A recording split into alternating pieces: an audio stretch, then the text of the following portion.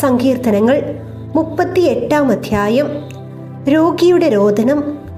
കർത്താവേ, അങ്ങയുടെ കോപത്തിൽ എന്നെ ശാസിക്കരുതേ, അങ്ങയുടെ ക്രോധത്തിൽ എന്നെ ശിക്ഷിക്കരുതേ. അങ്ങയുടെ അസ്ത്രങ്ങൾ എന്നിൽ ആഞ്ഞു തറച്ചിരിക്കുന്നു, അങ്ങയുടെ കരം എൻ്റെ മേൽ പതിച്ചിരിക്കുന്നു. അങ്ങയുടെ രോക്ഷം മൂലം എൻ്റെ ശരീരത്തിൽ സ്വസ്ഥതയില്ല, എൻ്റെ പാപം നിമിത്തം എൻ്റെ അസ്ഥികളിൽ ആരോഗ്യവുമില്ല. എൻ്റെ അകൃത്യങ്ങൾ എൻ്റെ തലയ്ക്ക് മുകളിൽ ഉയർന്നിരിക്കുന്നു, അതെനിക്ക് താങ്ങാനാവാത്ത ചുമടായിരിക്കുന്നു. എൻ്റെ ഭോഷത്വം മൂലം എൻ്റെ വ്രണങ്ങൾ അഴുകി നാറുന്നു. ഞാൻ കുനിഞ്ഞു നിലം പറ്റി, ദിവസം മുഴുവൻ ഞാൻ വിലപിച്ചു കഴിയുന്നു. എൻ്റെ അരക്കെട്ട് ജ്വരം കൊണ്ട് പൊള്ളുന്നു, എൻ്റെ ശരീരത്തിന് തീരെ സൗഖ്യമില്ല. ഞാൻ തീർത്തും ക്ഷീണിച്ച് തകർന്നിരിക്കുന്നു. ഹൃദയക്ഷാന്തം നിമിത്തം ഞാൻ നെടുവീർപ്പിടുന്നു.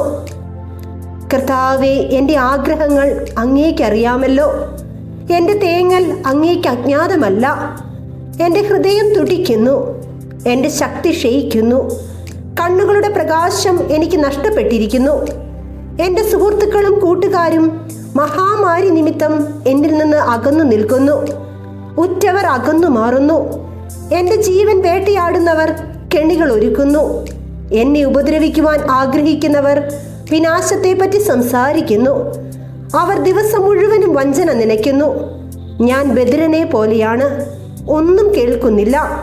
വായു തുറക്കാത്ത മൂകനെ പോലെയാണ് ഞാൻ, ചെവി കേൾക്കാത്തവനെ പോലെയാണ് ഞാൻ ഒരു മറുപടിയും പറയുന്നില്ല. കർത്താവേ, അങ്ങേക്ക് വേണ്ടിയാണ് ഞാൻ കാത്തിരിക്കുന്നത്. എൻ്റെ ദൈവമായ കർത്താവേ, അങ്ങാണ് എനിക്ക് ഉത്തരമരുളേണ്ടത്. ഇതാണ് എൻ്റെ പ്രാർത്ഥന. എൻ്റെ കാൽ വഴുതുമ്പോൾ അഹങ്കരിക്കുന്നവർ എന്നെ പ്രതി സന്തോഷിക്കാൻ ഇടയാക്കരുതേ. ഇതാ ഞാൻ വീഴാറായിരിക്കുന്നു, വേദന എന്നെ വിട്ടു പിരിയുന്നില്ല. ഞാൻ എൻ്റെ അകൃത്യങ്ങൾ ഏറ്റുപറയുന്നു, എൻ്റെ പാപത്തെപ്പറ്റി അനുതപിക്കുന്നു. അകാരണമായി എൻ്റെ ശത്രുക്കളായി തീർന്നവർ ശക്തരാണ്. അന്യായമായി എന്നെ വെറുക്കുന്നവർ അനേകരത്രേ.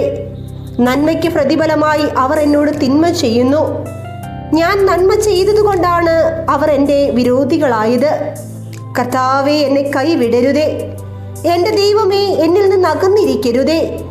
എൻ്റെ രക്ഷകനായ കർത്താവേ, എന്നെ സഹായിക്കാൻ വേഗം വരണമേ.